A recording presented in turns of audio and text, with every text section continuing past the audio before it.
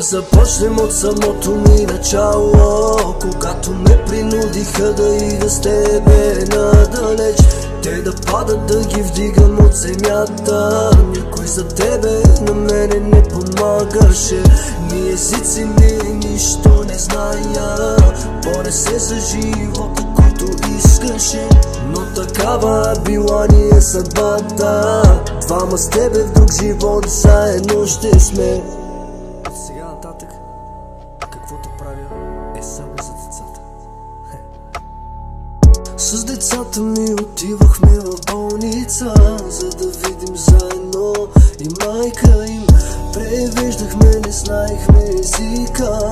Беше много трудно преживяване.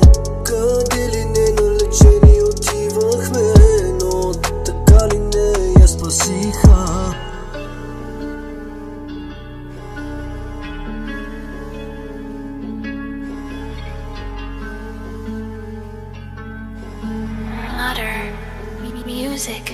Болка голяма, защо ли Господ ми я причинява?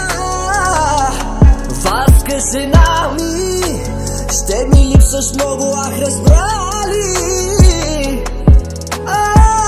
Боли, много ме боли. Сега сънувам ли? Събуди ме ти.